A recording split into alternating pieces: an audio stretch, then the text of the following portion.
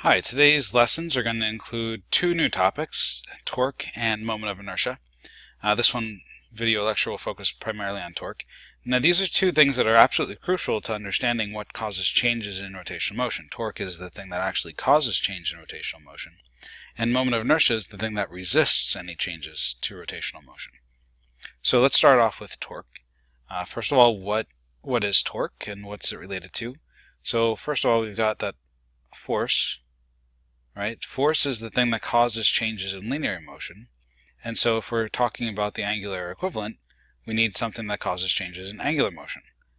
And torque is something like this. Depending on where you look, you'll see it, I don't know, more like it's kind of like bigger at the bottom, and then it's got something over here that's kind of bigger, and then it comes off to a point over on this side. So it's a tau. Is what it comes down to, and depending on where you look, you see taus differently. So I tend to draw my taus kind of like this. Sometimes that's a little bit more exaggerated than my normal, but that's what it is. And like force, which is a vector, torque is also a vector, and this is something we're going to really have to get into, how that ends up working out, what the vector for torque is. So the conversion is this, and this is where it starts to get a little bit unpleasant. So we've got torque equals R cross F. And this is a cross product, and that means that we are going to have to discuss what the cross product means. To help us with that, I'm going to go over here. Now, just imagine that this is like a 2x4 that we've set on the ground. So it's essentially unconstrained. It can move however we want it to move. Now, up until this point in the year, we would say that if you applied a force to it, it didn't really matter where you applied the force. We treated things as point masses. But now things are going to change a little bit. So if I do apply a force here, let's say, right there. Okay, so I'm applying a force right here. What you'll notice is that this line of force passes through the center of mass of the object. And as I talked about in the previous lectures, the center of mass of objects is what they'll spin around if they're unconstrained. So we're pushing right on that center of mass. What's going to happen, and I'll just define a couple of things here. So this is my F in this case. So I've got an F. And then there's also an R. And the R is just from the point of rotation, which in this case, because it's unconstrained, is the center of mass. So I've got my R here, and I've got my force here, and you can see that they're anti-parallel to each other, and the force runs right through where the radius is. If we go back to cross product, well, first of all, let's talk practically at what this looks like. If you push at something through its center of mass, you are going to potentially move the object, particularly if it's unconstrained, right? So it's going to slide from here up to maybe here. But it's not going to spin. And that's because we're pushing parallel to the radius. And another example of this would be if I push over here with the same force. So if I just draw my little force arrow here, force. Once again, it's lined up so that if we drew a line through here, it would go through the center of mass, and that means that my radial vector goes something like this. And if you look at this,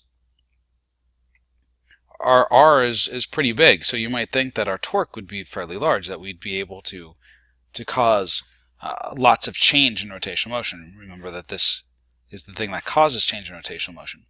But if you think about this practically, if you push on a piece of wood or a stick just on the end like this, you're just going to slide the stick this way, right? You're not actually going to cause it to spin. So how does that play into this idea that if we multiply R by F, we get torque, but I'm saying here there's no torque, and here there's no torque? Where this is coming from is the idea that torque, because it's a cross product, is actually equal to the magnitude of the R vector times the magnitude of the F vector times the sine of the angle in between them. So sine of the angle in between them. And if you look at this case here, if I call that theta, my theta here is actually 180 degrees, right? They're opposites of each other. And if you take the sine of 180, you get 0. And here we also see that we have 180 degrees. And likewise, if instead of having the force this way, I just made the force pointing this way instead, right? So I pulled on this piece of wood. The piece of wood would slide in that direction, but it wouldn't spin. Okay, so there's no twisting force. Torque is sometimes referred to as a twisting force. But there's no twisting force here because we would just move it from place to place. Now there are other options. For instance, if we applied a force like so, right, if this was our force, and we have a radius of something like this, that's going to here, you can see that we have orthogonality there. Now I want to make something clear because I'm cheating a little bit. Technically the R is from the point of rotation to the point of application of the force. Okay, so this is technically our R. But what you can see is that they're not completely 90 degrees with each other. If we look at this angle here, it's some angle other than 90 degrees.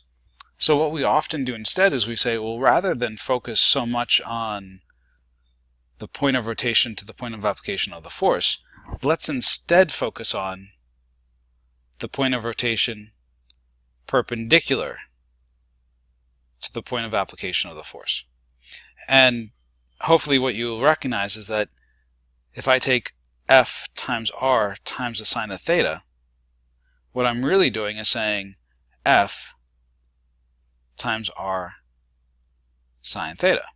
And if I do R sine theta in this case, I get this light bluish force, or sorry, this light bluish vector here. So that's what this is right here, R sine theta. Okay, so we're looking for orthogonality, perpendicular relationship between the force and the radius. That's the basic idea. Now, this is getting a little bit cluttered, so I'm gonna draw somewhere else a little bit. I'm gonna keep this. Gonna keep that chart. Whoops. Pretty clean because we're gonna add some more stuff to it.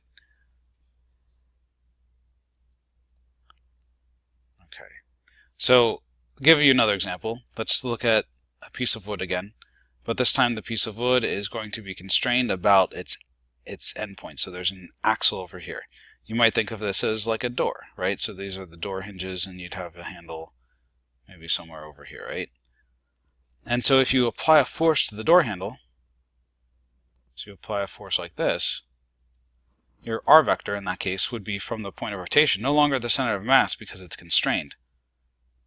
Right? So we'd have our R vector that would go from the axis of rotation directly across until it reaches where the force is being applied.